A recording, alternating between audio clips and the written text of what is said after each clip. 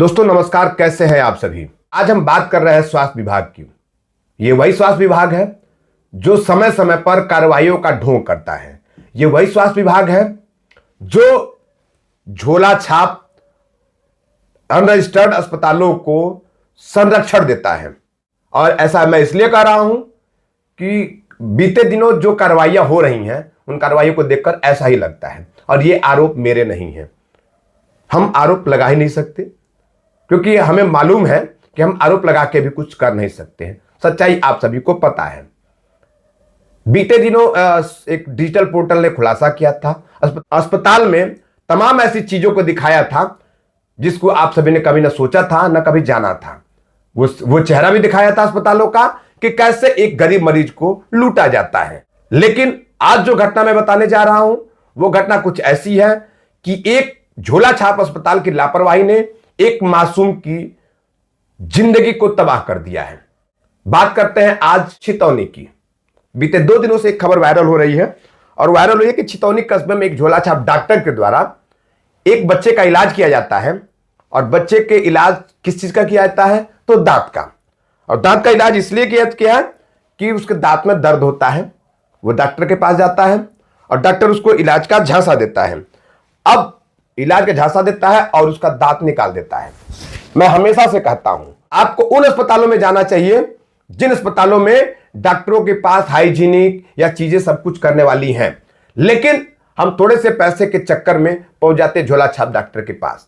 ये जो कहानी है बच्चे की, एक बार पूरी घटना आपको बता देते हैं कि हनुमानगंज थाना क्षेत्र के छितौनी कस्बा निवासी लाल साहब के 5 वर्षीय पुत्री अर्पिता के दांत में दर्द हो रहा था। बीते कई दिनों से उसके दांत में दर्द हो रहा था। परिवारीजन दवाइयां लाते थे, खिलाते थे, लेकिन दांत का दर्द आराम नहीं होता था। फिर जब कई दिनों तक दर्द बना रहा तो छितौनी कस्बे के एक झोला छाप डॉक्टर के पास गए। उन्होंने उनको दांत को दिखाया। उसने कहा कि बच्ची का दांत निकालना पड़ेगा। अब जो परिजन थे उन्होंने डॉक्टर पे भरोसा किया और उसके बाद से बच्ची का दांत निकलवा दिया।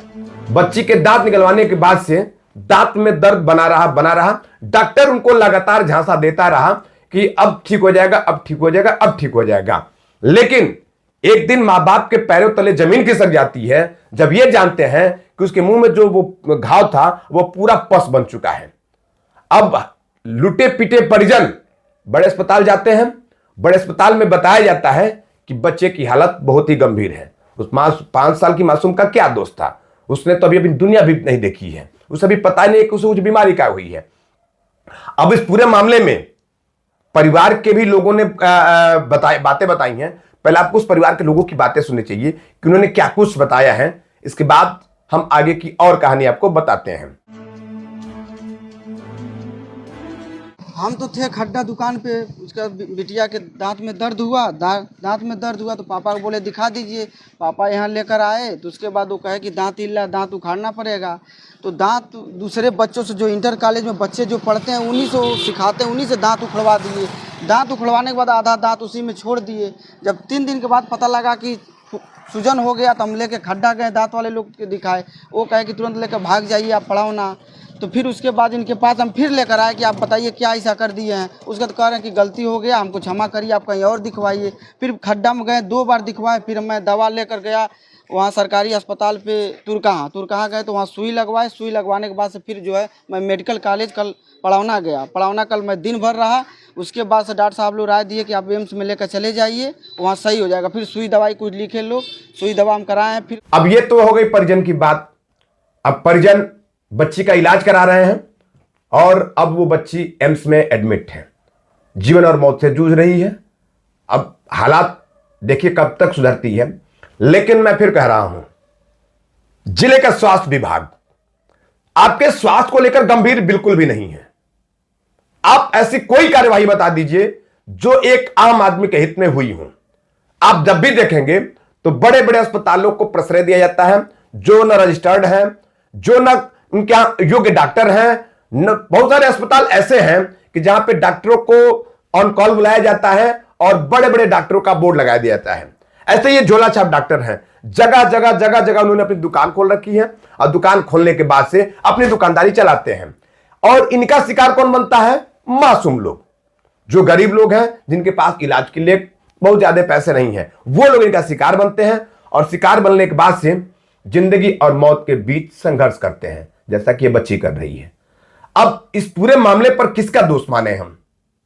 परिजन का दोष माने, मैं स्वास्थ्य विभाग का दोष मानूं, या मैं आपको दोषी मानूं?